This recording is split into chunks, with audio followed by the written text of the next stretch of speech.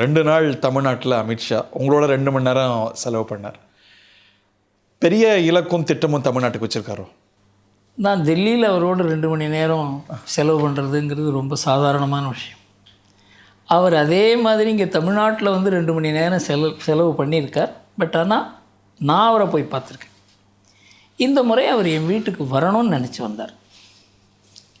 அவர் சாயங்காலம் தான் வரதா இருந்தது. அவர் 4:30 மணிக்கு வந்துட்டு 5:30 மணிக்கு அப்படியே ஏர்போர்ட்டுக்கு போகிறேன்னு சொன்னார். அப்புறம் திடீர்னு மாற்றி காலையில் வரேன் அப்படின்னு சொன்னார். காலையில் வந்தால் எங்கள் வீட்டில் சாப்பிடுங்க அப்படின்னு சொன்னார். அதனால தான் அந்த 2 மணி நேரம் ஆச்சு. இது சாதாரணமாக எங்களுக்குள்ள நண்பர்களுக்கு இருக்கக்கூடிய ஒரு பழக்கம். இதுக்கு அரசியல் மகத்துவம் வந்ததுக்கு காரணம் அன்றைக்கி வந்து கூட்டணி பாஜக அண்ணாமலை கூட்டணி இதெல்லாம் வந்ததுனால அதுக்கு ஒரு பெரிய ஒரு அரசியல் முக்கியத்துவம் ஏற்பட்டது. அமித்ஷாவுக்கு தமிழ்நாடு ஹை ஆன் ப்ரையாரிட்டியா ஒரு medium level on priority? High on priority.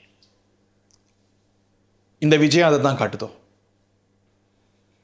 இந்த விஜயத்தில் அவர் வந்து இந்த அலையன்ஸ் செய்ய வேண்டும்ங்கிறதுல ஒரு தீவிரம் காட்டியிருக்கார்.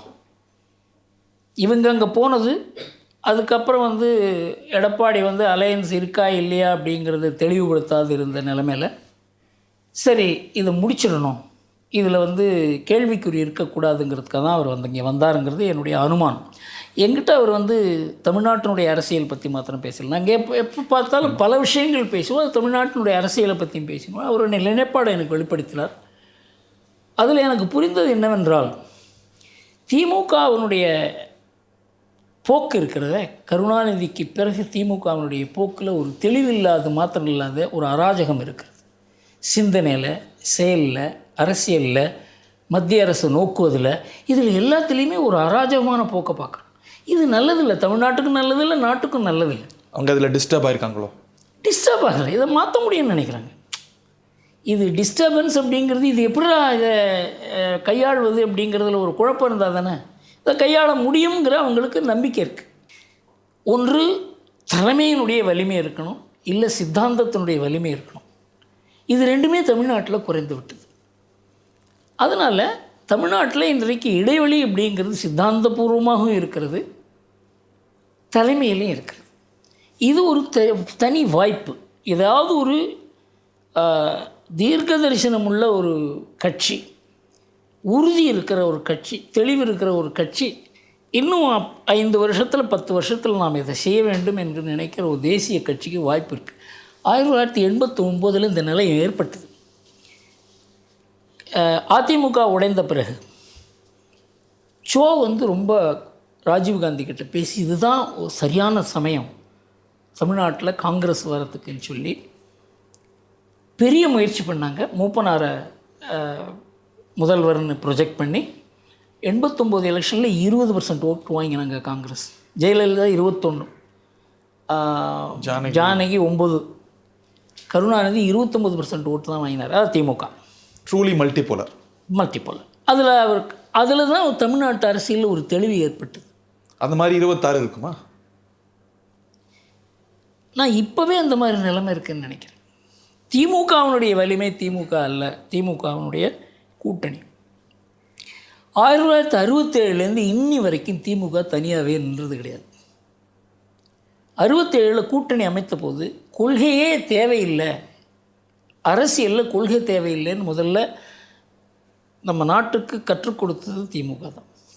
கொள்கைப்பட்டர் என்று கூடிய ராஜாஜியும், பாகிஸ்தான் பிரிவினை கேட்ட முகமது இஸ்மாயிலையும், நம்ம கம்யூனிஸ்டெல்லாம் வந்து அவன் தான் என் முதல் எதிரின்னு சொல்கிற ராஜாஜியும், இவங்களெல்லாம் சேர்த்து ஒரு கூட்டணி அமைத்து திமுக வெற்றி பெற்றது. இதில் எந்த கொள்கையும் கிடையாது. காங்கிரஸை எதிர்க்க வேண்டும் அவ்வளோதான். அதுலேருந்து பார்த்தீங்கன்னா எதிரி யாருங்கிறத வைத்து கூட்டணி அமைந்ததே தவிர எதற்காக இந்த கூட்டணி இல்லை தமிழ்நாட்டில். அந்த ரகம் தானே பாஜக அதிமுக. அதே தான் சந்தேகம். இன்றைக்கி பார்த்தீங்கன்னா திமுகவுக்கும் அதிமுகவுக்கும் கொள்கை அளவில் எந்த அளவுக்கு ஒற்றுமை இருக்கிறதோ அந்த அளவுக்கு பாஜகவுக்கும் அதிமுகவுக்கும் கிடையாது. இந்த கூட்டணிக்கு ஒரு வாரத்துக்கு முன்னாடி வக்ஃபுக்கு மசோதாவுக்கு எதிராக சொல்கிறேன் நான். இதெல்லாம் கொள்கை கிடையாது, இதெல்லாம் ஓட்டுக்கு, இது மூலமாக ஓட்டு கிடைக்குமா அப்படின்னு நினைக்கிறது கொள்கை கிடையாது. அந்த பாஜகவும் அதிமுகவும் ஒட்டுமா?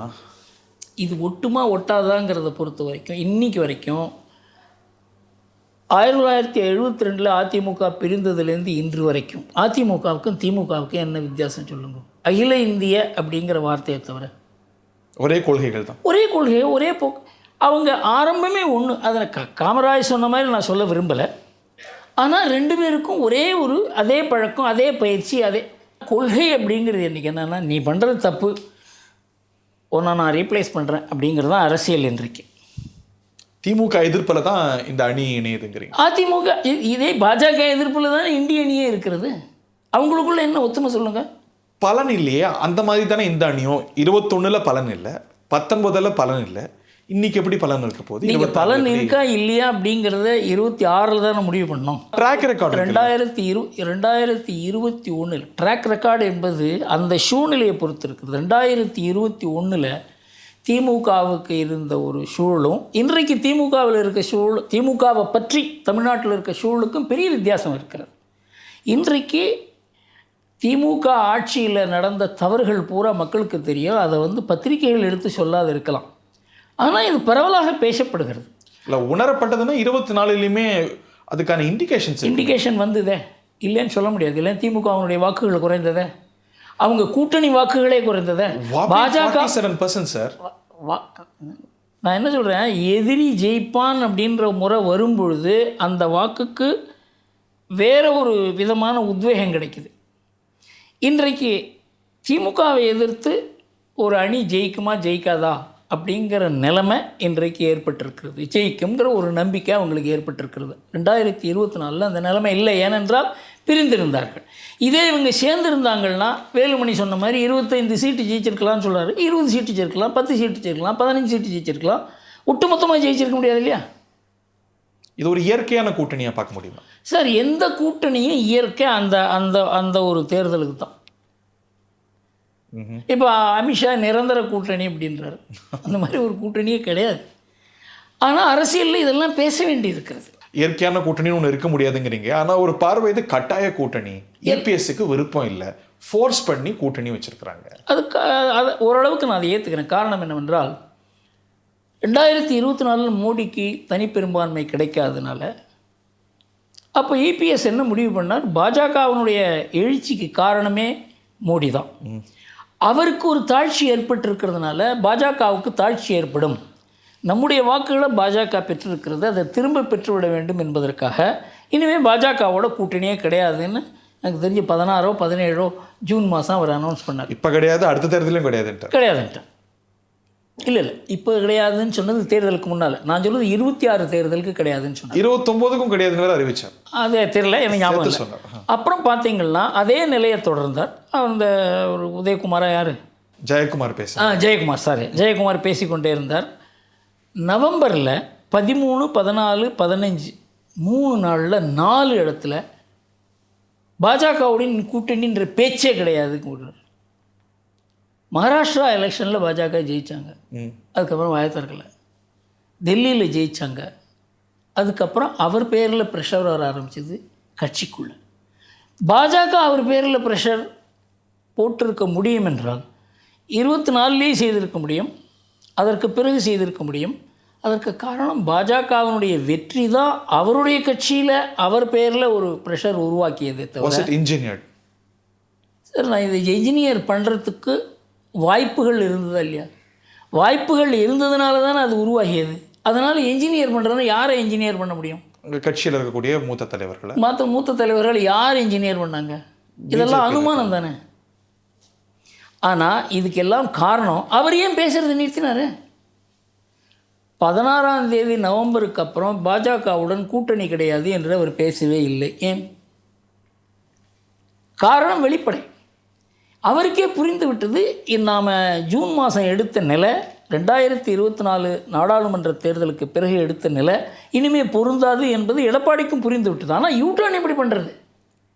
எல்லா அரசியல் கட்சியிலையும் எல்லா அரசியல் தலைவர்களுக்கும் இந்த மாதிரி சங்கடமான ஒரு நிலை ஏற்படும். அதுதான் எடப்பாடிக்கு ஏற்பட்டது.